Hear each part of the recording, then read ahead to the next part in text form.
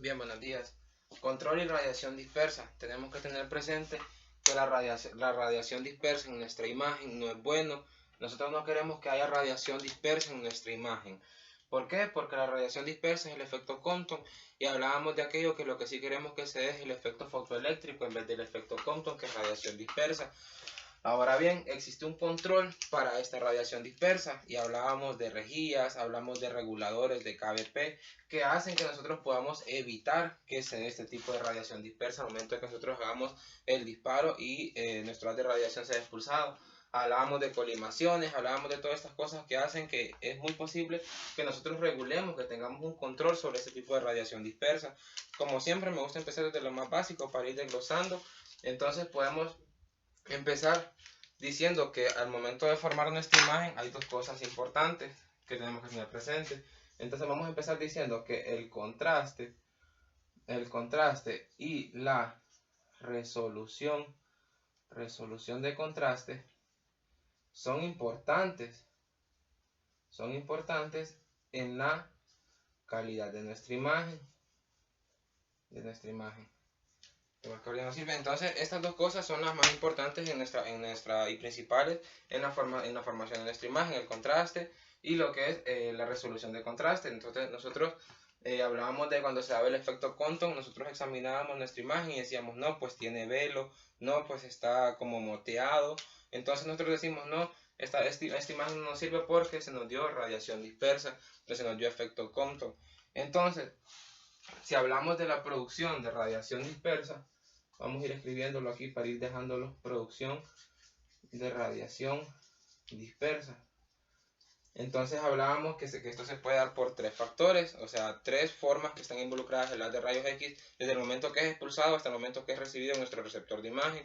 Obviamente, entre medio de esto está nuestro paciente, que no es bueno tampoco, que no nos conviene que el haz de rayos X se quede penetrado en nuestro paciente. Nosotros queremos que pase y vaya al receptor de nuestra imagen, perdón. Entonces podemos empezar diciendo con el primero que los rayos X que pasan a través del paciente y no interaccionan, este es un tipo, los que pasan a través del paciente y los que no interaccionan, pasan pero no llegan hasta el receptor de imagen. Tenemos los otros que son los que se dispersan,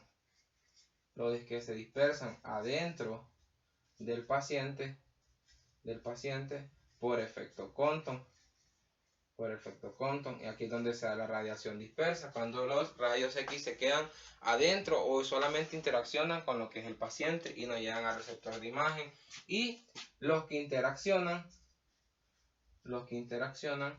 con el receptor de imagen, que son los formadores de nuestra imagen, ya vamos a hablar de eso, de nuestra imagen. Entonces los que interaccionan con el receptor de imagen son los que a nosotros nos conviene. Si nosotros hiciéramos un dibujito así, medio representativo de cómo se dan estos tres tipos de causas, entonces no soy tan bueno dibujando, vamos a ver, aquí está nuestro tubo de rayos X, aquí estaría lo que sería nuestra camilla, tendríamos nuestro receptor de imagen aquí, vamos a ir rotulando, receptor de imagen, tenemos, a ver, se mira así, tenemos la cabeza de nuestro paciente y tomamos en cuenta que estos serían lo que serían los hombros del paciente. Entonces tendríamos 4 tipos de rayos X.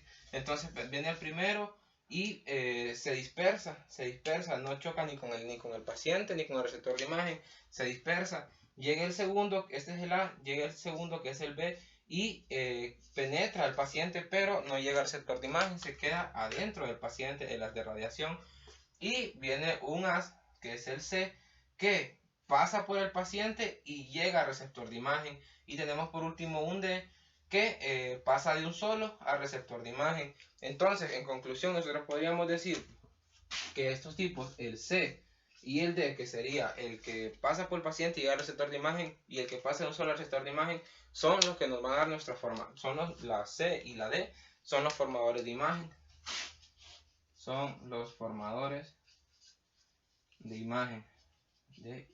Un poco apretadito ahí. Entonces, bien, si habláramos de lo ideal que sería que se dé este efecto todo el tiempo, que no tengamos ningún inconveniente con nuestra radiografía, entonces podríamos decir, lo ideal lo ideal sería que solo los rayos X que no interaccionan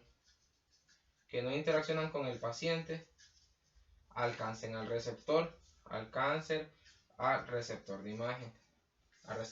Lo ideal sería que solo los rayos X que no interaccionan con el paciente alcancen al receptor de imagen. Ahora bien, ¿cómo logramos esto? Y cómo centramos nuestro haz de radiación a tal punto que nosotros lo acomodemos y sea casi imposible que sea la radiación dispersa. Hablábamos de que prácticamente solo un 1% de nuestro haz de rayos X es el que va a llegar al receptor de imagen. El 99% de calor, el 99% se convierte en calor, y de ese 1% aproximadamente un 0 punto y algo es el que en realidad termina llegando. Lo demás se dispersa, se queda. Y hablábamos del efecto Compton también, que es cuando viene el haz de radiación, choca con un electrón de la capa más externa, lo expulsa, se queda un vacío, y ese vacío es el que representa el efecto Compton.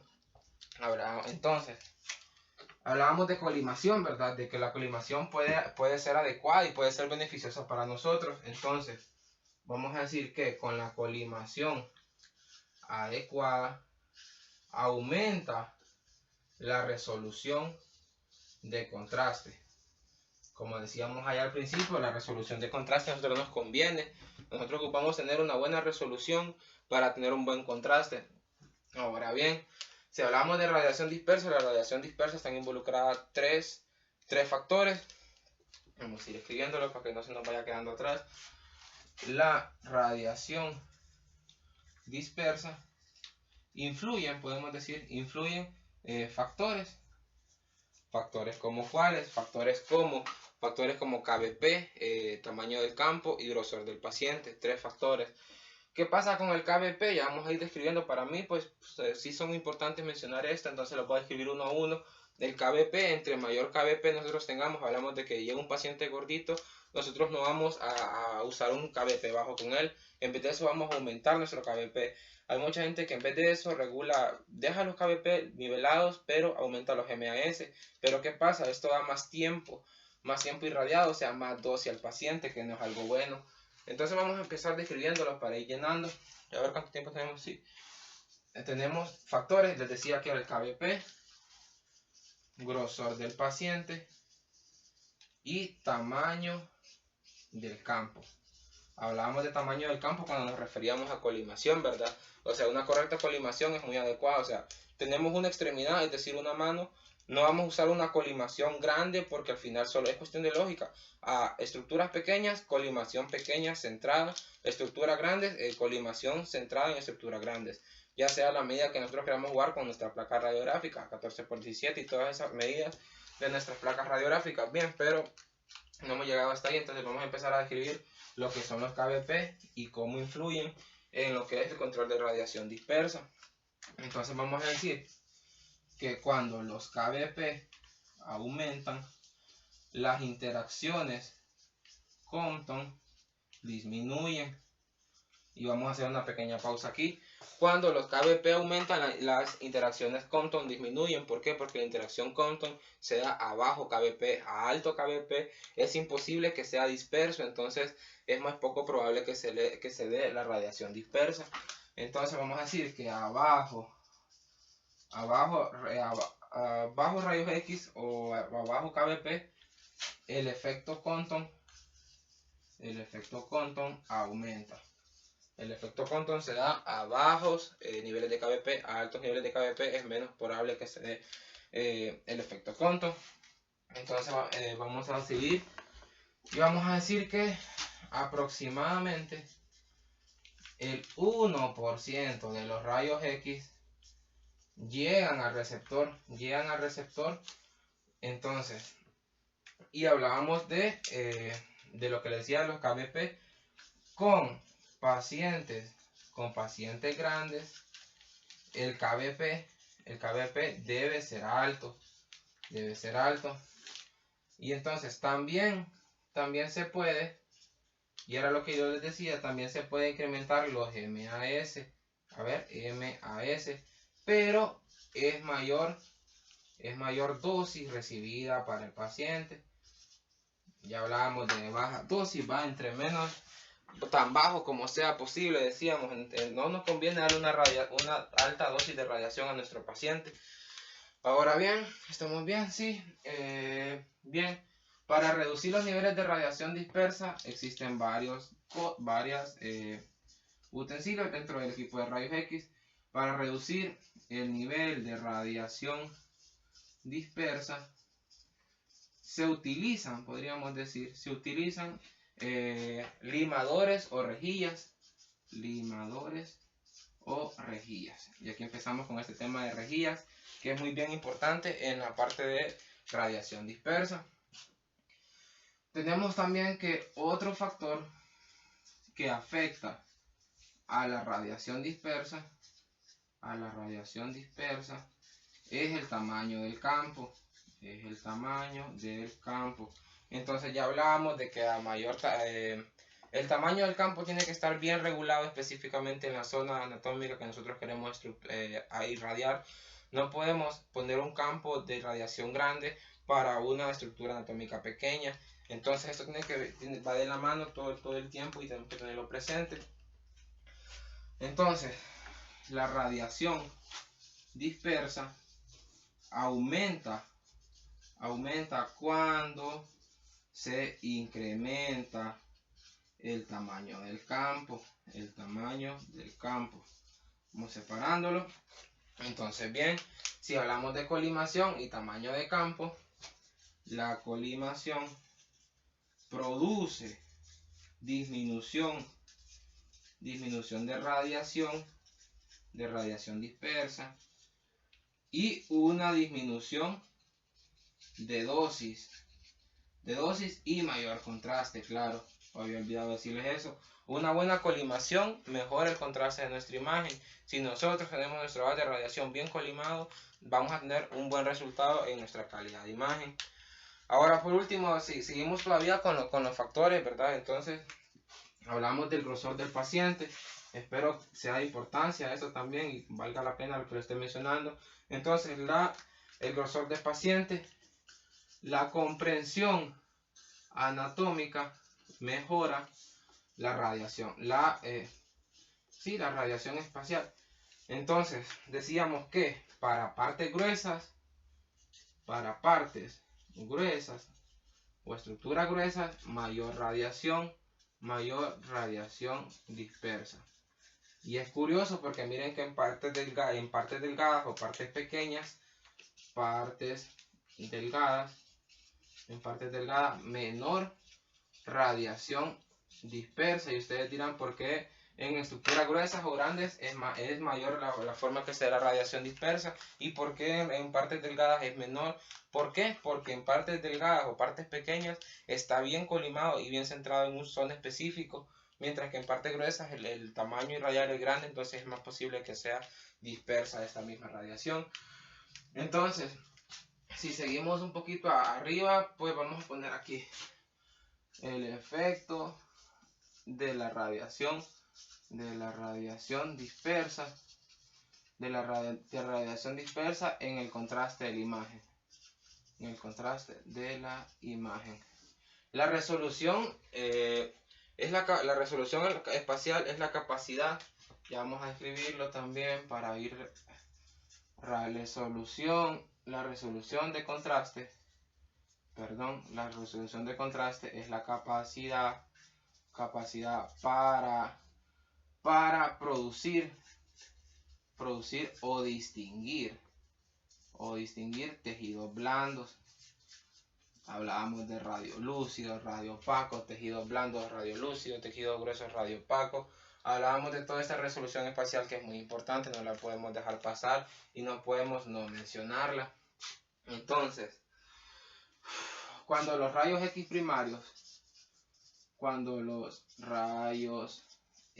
primarios interaccionan con el paciente, los rayos X se dispersan desde el paciente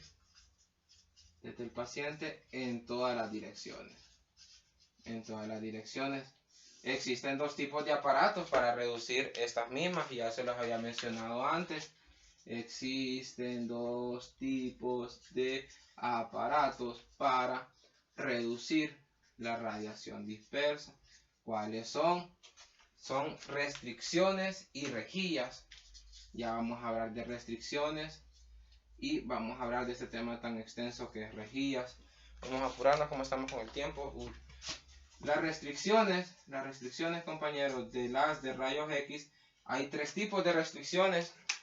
Tres tipos de restricciones o aparatos. Entonces está la primera, que era de diafragma, que es fijo. Vamos a hacer una ilustración, que es un cuadrado con un centro. Esta mismo también hace parte como de colimación, la misma función hace, solo que estos ya eran fijos y se ponían en el equipo y se montaban. Entonces hablábamos de un diafragma fijo, que es un cuadro con un círculo en medio que es inmovible, no se mueve. Hablábamos de una restricción cilíndrica, que también es fijo, solo que este pues en el círculo trae un tubito cilíndrico que alcanza más y centra más nuestro haz de radiación.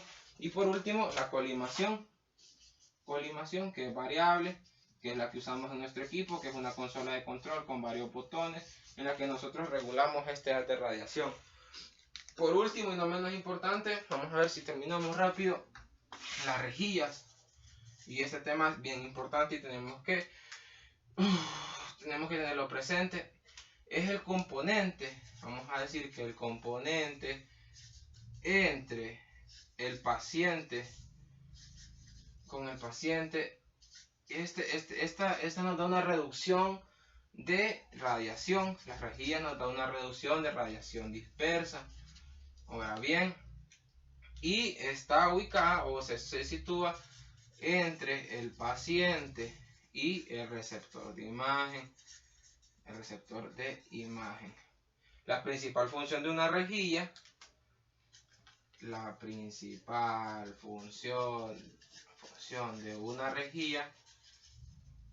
es mejorar el contraste. de la imagen. Hablábamos de tipos de rejillas. La principal función de las rejillas es mejorar el contraste en nuestra imagen. Y si hablábamos de tipos de rejillas, tal vez aquí me llega tipos de rejilla, y existen como 7 u 8 tipos de rejilla, y fue algo curioso, ya se lo puedo mencionar, para mí investigar esto. Hablábamos de una rejilla paralela. Si nosotros si yo se las ilustrara, tendríamos que adentro de la rejilla hay septos, divisiones, que estos son los que limitan o fortalecen el haz de rayos X. Entonces, si tuviéramos una paralela, hablaríamos de que estas prácticamente solo se distinguen de la forma de sus septos, de la posición de sus septos. Nosotros podemos distinguir qué tipo de rejilla es. Rejilla paralela, hablábamos de una rejilla cruzada, que prácticamente son dos rejillas, solo que una está encima de la otra de manera cruzada, valga la redundancia. Rejilla cruzada, rejilla paralela.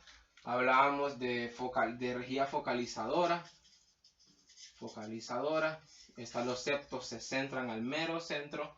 Y hablábamos de un posicionamiento. Existen como 7 u 8 tipos de rejillas, pero todas estas varían según el posicionamiento anatómico. Es decir, la misma rejilla paralela, si nosotros le damos al revés, se convierte en una rejilla paralela. Si nosotros ponemos dos rejillas difusoras cruzadas una encima de la otra, se convierte en una rejilla cruzada, valga la redundancia. Rejilla con septos grandes es una rejilla focalizadora. Ahora bien, espero haya sido de ayuda este tema.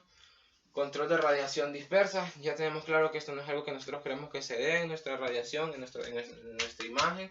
Todos los efectos que hacen que lleven hasta ahí, cómo podemos evitarla, de qué forma interaccionan los haz de rayos X con el paciente y el receptor de imagen, los tipos de rejilla.